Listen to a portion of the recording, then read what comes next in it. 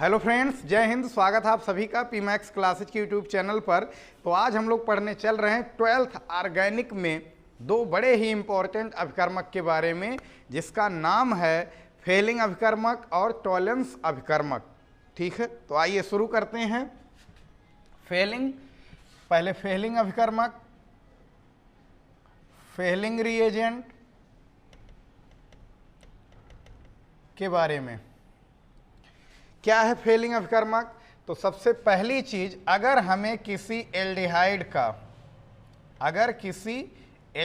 का परीक्षण करना है, एल्डिहाइड का क्या करना है, टेस्ट करना है या ऑक्सीकरण करना है, ऑक्सीडेशन करना है, तो हम किसका इस्तेमाल करते हैं? फेलिंग रिएजेंट का। किसका इस्तेमाल करते हैं? फेलिंग रिएजेंट का। अगर एल्डिहाइड का परीक्षण करना है, एल्डिहाइड का टेस्ट करना है कि कोई सॉल्यूशन आपको दे दिया जाए और चेक करना है कि वो एल्डिहाइड ही है, तो उसके लिए हम ये रिएजेंट इस्तेमाल करते हैं। बात समझ में आई? तो एल्डिहाइड का परीक्षण या ऑक्सीकरण। अब चूंकि ये ऑक्सीकरण करा रहा है तो ये ऑक्सीकारक पदार्थ है। कैसा पदार्थ है? ऑक्सीकारक। ठीक है, और खुद का क्या होगा? खुद का क्या कराएगा? अपचयन कराएगा। खुद का क्या कराएगा? रिडक्शन कराएगा। खुद का अपचयन कराएगा। अच्छा, लेकिन ये प्रबल ऑक्सीकारक नहीं है, दुर्बल ऑक्सीकारक है। ठीक है, यह एक दुर्बल ऑक्सीकारक पदार्थ है या अभिकर्मक है। यह एक दुर्बल ऑक्सीकारक अभिकर्मक है। ठीक है, ये कीटोन का परीक्षण नहीं देता है, कीटोन का टेस्ट नहीं देता। याद रखना, कौन? फेलिंग रिएजेंट कीटोन का टेस्ट नहीं देता है। कैसा ऑक्सीकारक पदार्थ है? तो दुर्बल ऑक्सीकारक रिएजेंट है। दुर्बल यानी वीक माइल्ड ऑक्सीडाइजिंग एजेंट है। तीसरा चीज, बनता कैसे है, क्या होता है? तो इसमें एक सॉल्यूशन ए होता है और एक सॉल्यूशन बी होता है।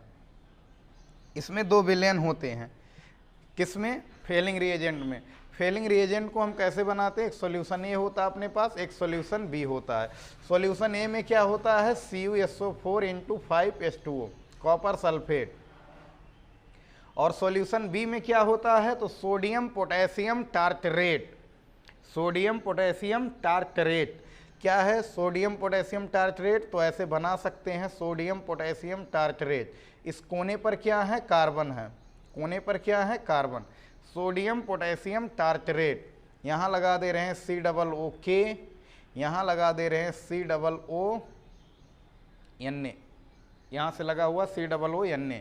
एक तरफ लगा दे रहे हैं OH और एक तरफ लगा दे रहे हैं क्या? H। और इस कोने पर क्या छुपे हैं? दो कार्बन विदाउट हाइड्रोजन।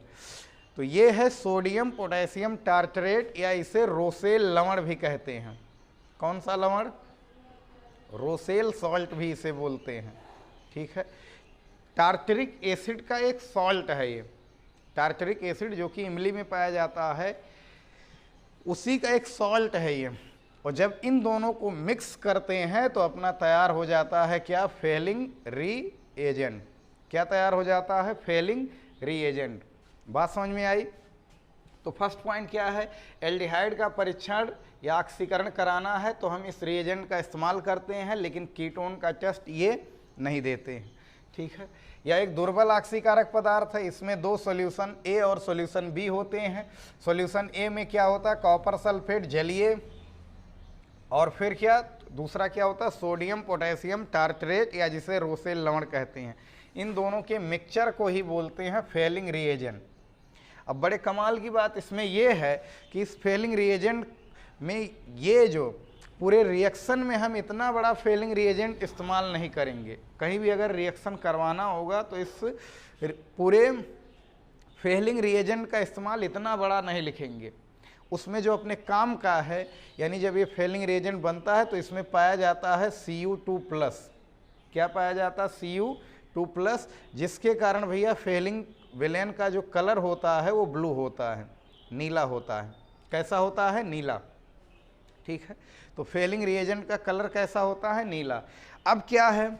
अब चलो मान लो ये कोई क्या है अपने पास? एल्डिहाइड है, RCHO। इसका रिएक्शन हमने करा दिया Cu2+ से। किससे करा दिया? Cu2+ से, जो कि क्या है? फेलिंग रिएजेंट से का। अब ऐसे दिखा दिया गया तो ये फेलिंग रिएजेंट से का ही मेन कंपोनेंट है, ठीक है। पूरा फेलिंग रिएजेंट इतना बड़ा लिखकर नहीं दिखाया जाता है, एनसीईआरटी में ऐसे रिएक्शन दिखाया हुआ है। अब क्या करेगा ये? इसको ऑक्सीकृत कर देगा। किस में कर देता है? RCOO- में। किस में? RCOO- में, और खुद बना लेता है Cu2 का अवक्षेप, लाल भूरा अवक्षेप, लाल भूरा अवक्षेप, प्रेसिपिटेट, ठीक है। रेडिश ब्राउन प्रेसिपिटेट बना लेता है, ठीक है। बस हो गया रिएक्शन। यहाँ पर जरा देख लो, यहाँ से हाइड्रोजन निकला है, ऑक्सीजन जुड़ा है, तो यहाँ क्या हो रहा है? ऑक्सीकरण। क्यों हुआ ऑक्सीकरण? क्योंकि ये कॉपर, जो कि कहाँ का? फेलिंग रिएजेंट का ये जो कॉपर है, ये इसको क्या कर देता? ऑक्सीकृत। और खुद का इसकी क्या हो रहा है? खुद का इसकी क्या हो रहा है? अपचयन, रिडक्शन। यहाँ कॉपर की ऑक्सीकरण संख्या 2 है, यहाँ कॉपर की ऑक्सीकरण संख्या निकालोगे तो कितना आएगा? +1 आएगा। तो अगर हमें कोई विलयन दे दिया जाए और अगर उसे चेक करना है कि वो एल्डिहाइड है या नहीं, तो हम ये फेलिंग रिएजेंट तैयार करेंगे, और उसमें जब फेलिंग रिएजेंट मिलाते हैं तो फेलिंग रिएजेंट का कलर नीला होता है, और एल्डिहाइड जनरली कलरलेस होते हैं। तो बाद में वो कलर नीले से, पूरा जो विलयन है, पूरे विलयन का कलर नीला से क्या हो जाता है? लाल भूरा, और नीचे लाल भूरा अवक्षेप प्राप्त होता है। तो अगर ऐसा हो रहा है तो जो विलयन दिया गया था, जो सोल्यूशन दिया गया था, वो क्या है? एल्डिहाइड है, उसमें एल्डिहाइड प्रेजेंट है। तो इस तरह से टेस्ट हो जाता है। बात समझ में आई? RCHO का क्या हुआ है? RCOO- में एसिड में क्या हो गया है? अम्ल में ऑक्सीकरण हो गया है, और इसका खुद का क्या हुआ? अपचयन। तो ये कैसा पदार्थ है? ऑक्सीकारक पदार्थ है, जो फेलिंग रिएजेंट है। बात समझ में आई? तो ये था फेलिंग रिएजेंट। अब इसी वक्त बात कर ले रहे हैं टॉलेंस रिएजेंट के बारे में। किसके बारे में? टॉलेंस रिएजेंट के बारे में। धोखा दे रहा है क्या? टॉलेंस रिएजेंट के बारे में। टॉलेंस रिएजेंट, ठीक है। टॉलेंस रिएजेंट, एक मिनट देख लिया जाए सब कुछ सही बन रहा है या नहीं। हाँ ठीक है। टॉलेंस रिएजेंट क्या है? पहली चीज, फिर वही चीज, इसमें भी एल्डिहाइड का परीक्षण, एल्डिहाइड का अगर टेस्ट करना है या ऑक्सीकरण करना है तो हम इसका इस्तेमाल कर सकते हैं। और वही खास बात, ये भी कीटोन का टेस्ट नहीं देते हैं। टॉलेंस अभिकर्मक ऐसे अभिकर्मक हैं जो एल्डिहाइड का परीक्षण और ऑक्सीकरण करवाने के लिए इस्तेमाल किए जाते हैं। कीटोन का टेस्ट ये भी नहीं देते हैं, ठीक है। दूसरी चीज़, तो कीटोन का टेस्ट नहीं दे रहे हैं तो यह भी क्या है? यह भी दुर्बल ऑक्सीकारक पदार्थ है, माइल्ड ऑक्सीडाइजिंग एजेंट होता है, ठीक है। माइल्ड माने कमजोर, वीक। बात समझ में आई? तो यह भी क्या है? दुर्बल ऑक्सीकारक पदार्थ है, ठीक है। यह दुर्बल ऑक्सीकारक पदार्थ है। ये किससे मिलकर बना होता है? अच्छा, इसका और भी नाम है, इसे अमोनियाकृत सिल्वर नाइट्रेट भी बोलते हैं। क्या बोलते हैं? अमोनियाकृत सिल्वर नाइट्रेट भी इसे बोलते हैं। टॉलेंस रिएजेंट को अमोनियाकृत silver nitrate, ammoniated silver nitrate भी बोलते हैं। बनाते कैसे हैं? तो अगर ये बना बनाया नहीं रहता, इसे तुरंत, अगर हमें एल्डिहाइड का टेस्ट करना रहता है तो तुरंत लैब में ताज़ा ताज़ा इसे बनाते हैं। कैसे बनाते हैं? AgNO3 का रिएक्शन करा देते हैं NH4OH से, यानी AgNO3 में मिलाते हैं NH4OH, और इसके कई अणु हो सकते हैं, 2 अणु होते हैं। तो ये बनता है AgNH3 का होल ट्वाइस, और इस पर आ जाता है सिंगल प्लस। ये अमोनिया मतलब चांदी का एक संकुल बनता है। AgNH3 के होल ट्वाइस का एक संकुल बनता है, कॉम्प्लेक्स बनता है। और यही समझो, इसको ना कहकर बल्कि इसको यूज किया जाता है रिएक्शन में, ठीक है। शॉर्टकट में यूज किया जाता है, और यही अपना है टॉलेंस रिएजेंट, TR, क्या है, टॉलेंस रिएजेंट है। तो जब AgNO3 और NH4OH को आपस में मिलाते हैं तो एक संकुल बनता है Ag का, जिसमें चांदी की ऑक्सीकरण संख्या कितनी रहती है, +1 रहती है। आगे पढ़ेंगे कोऑर्डिनेशन कंपाउंड में, ये केंद्रीय धातु परमाणु होता है, ये लिगेंड होता है, ऊपर जनरली क्या होता है, जो लिखा रहता है वो उसकी ऑक्सीकरण संख्या रहती है, अगर यहाँ उदासीन लिगेंड हो। ठीक है, तो ये उदासीन लिगेंड है, तो ये केंद्रीय धातु परमाणु है, तो इसकी ऑक्सीकरण संख्या टॉलेंस रिएजेंट में Ag की ऑक्सीकरण संख्या कितनी होती है, +1 होती है। अब होगा क्या रिएक्शन में, RCHO का यानी एल्डिहाइड का रिएक्शन जब कराते हैं किससे, AgNH3 के होल ट्वाइस प्लस से, तो ये फिर क्या कर देता है, ये इसको कन्वर्ट कर देता है RCOO- में, फिर क्या Ag बनता है, Ag का अवक्षेप बनता है, सफ़ेद अवक्षेप, और फिर अमोनिया बनता है, और फिर क्या, चल बनता है। ठीक है, तो यानी हुआ क्या, RCHO का क्या हो गया, RCOO- में एसिड में क्या हो गया, ऑक्सीकरण, क्या हो गया, ऑक्सीकरण, और Ag की ऑक्सीकरण संख्या यहाँ कितनी थी, +1, यहाँ +1 से कितना हो गया, 0, इसका खुद का क्या हो गया, अपचयन हो गया, रिडक्शन। ठीक है, अपचयन हो गया।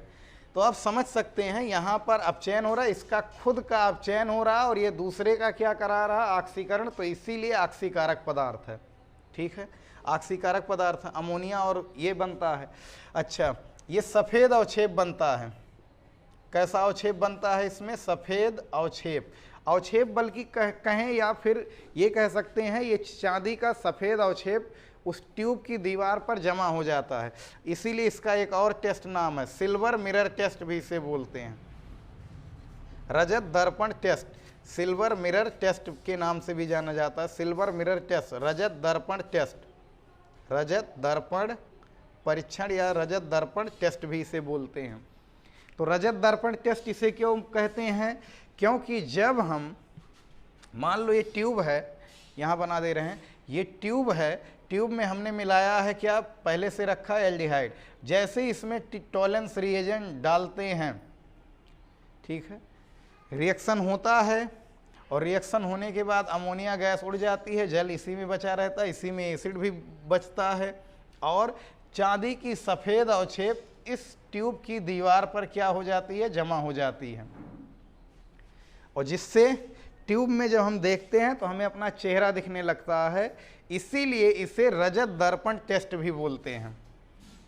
बात समझ में आई, तो बड़ा इंपॉर्टेंट है, इसे सिल्वर मिरर टेस्ट के नाम से भी जाना जाता है, टॉलेंस रिएजेंट यानी टॉलेंस टेस्ट को सिल्वर मिरर टेस्ट के नाम से भी जाना जाता है। जैसे रिएक्शन होता है वहाँ पर चांदी का अवक्षेप जमा हो जाता है, जिससे वो दर्पण की तरह काम करने लगता है ट्यूब, और हमें अपना चेहरा दिखने लगता है उसमें, इसीलिए इसे सिल्वर मिरर टेस्ट के नाम से जाना जाता है। ठीक है, तो आई होप ये दोनों समझ में आए होंगे, फेलिंग रिएजेंट और टॉलेंस रिएजेंट हैं तो दोनों। अच्छा, टॉलेंस रिएजेंट में एक खास बात है कि जो टॉलेंस रिएजेंट होता है वो फेलिंग रिएजेंट से थोड़ा ताकतवर होता है तो दोनों ही वीक, लेकिन टॉलेंस रिएजेंट फेलिंग रिएजेंट से थोड़ा ज़्यादा ताकतवर होता है, क्योंकि ये